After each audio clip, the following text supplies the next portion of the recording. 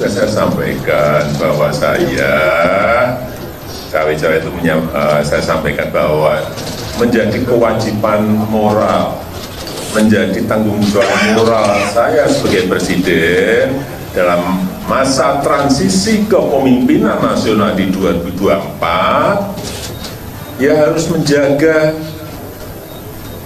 agar masa transisi kepemimpinan nasional lewat pemilu serentak, lewat pilpres itu bisa berjalan dengan baik tanpa ada riak-riak yang membahayakan negara dan bangsa. Niat baik itu harus dengan cara yang baik.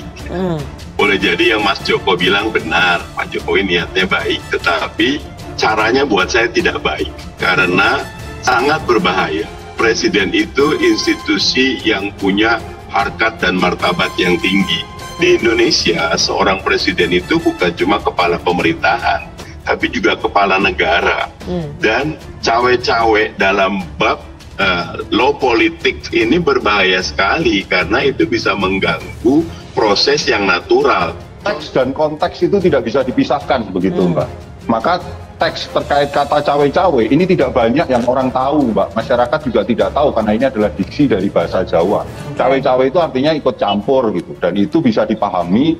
Ikut campur ini kan sifatnya netral begitu, Mbak. Netral dalam artian dia bisa ada dua tafsir, tafsir negatif ataupun tafsir positif, dan tafsir itu ditentukan oleh kepentingan mana orang itu akan menggunakan tafsir itu. Jadi saya mulai dari kura-kura dalam perahu.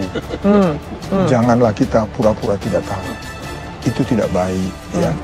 Bahkan ya, saya sedih kadang-kadang dari teman-teman ya dari sana. Inilah sahwat mau berkuasa.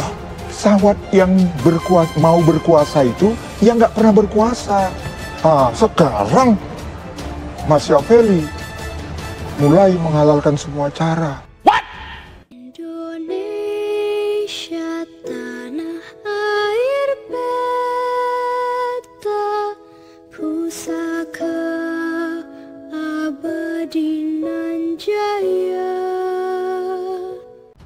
Selama ini Presiden Joko Widodo selalu cawe-cawe untuk mengarah calon presiden yang dapat meneruskan kinerjanya. Yang dianggap bagus hingga elektabilitasnya Presiden Joko Widodo mencapai 86%, menyatakan bahwa masyarakat puas atas kinerjanya. Berdasarkan alasan elektabilitas tersebut membuat partai politik percaya kepada Jokowi. Presiden Joko Widodo dengan setiap partai politik yang terdiri dari Partai Demokrasi Indonesia atau PDIP yang dipimpin oleh Megawati Soekarno Putri, Golkar yang dipimpin Erlangga Hartarto, Gerindra yang dipimpin Prabowo Subianto, Demokrat yang dipimpin AHY, PKB yang dipimpin oleh Muhaimin Iskandar, PAN yang dipimpin Zulkifli Hasan, dan mana semua partai politik selalu mengikuti Presiden Joko Widodo. Dengan berkunjung melihat pertanian atau mengunjungi melihat kemajuan pembangunan di tempat lain, dan hampir tidak ada yang berani menyimpang dari jalan yang sudah digariskan.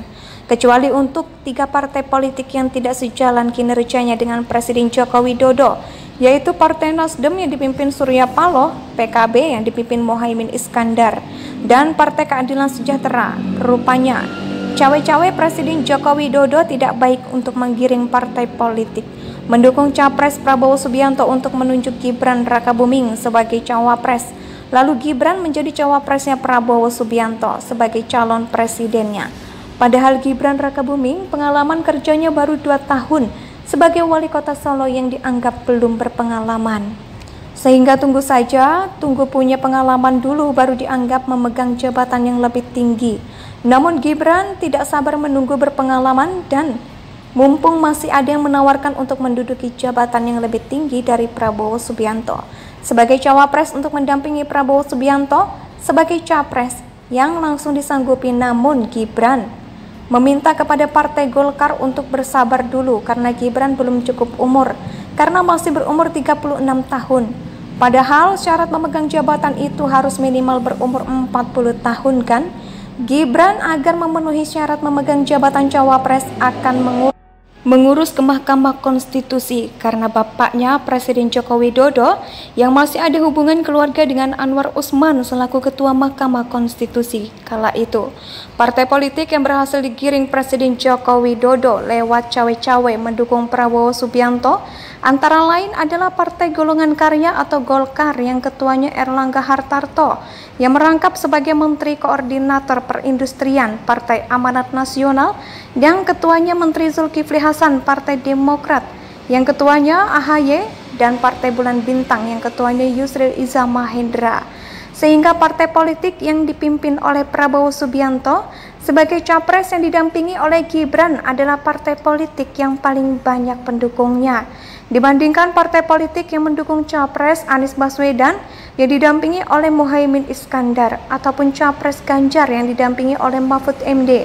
Mengingat umur anaknya Gibran Rakabuming masih berusia 36 tahun dan belum memenuhi syarat untuk menjadi cawapres, lalu Presiden Jokowi mempengaruhi Mahkamah Konstitusi untuk membuat syarat umur agar Gibran Rakabuming bisa menjadi cawapres.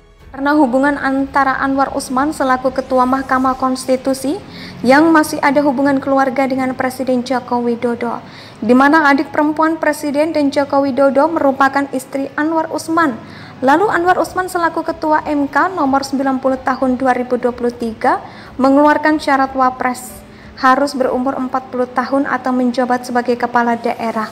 Berdasarkan putusan MK nomor 90 tahun 2023, di mana Gibran Rakabuming Raka bisa menjadi cawapres karena walau kurang 40 tahun tapi sedang menjabat sebagai wali kota Solo, maka dirinya bisa menjadi wakil presiden lalu menunjuk Gibran Rakabuming untuk menjadi cawapres pendamping Prabowo.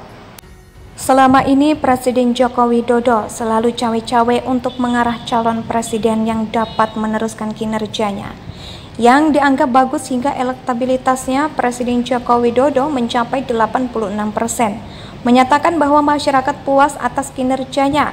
Berdasarkan alasan elektabilitas tersebut membuat partai politik percaya kepada Jokowi.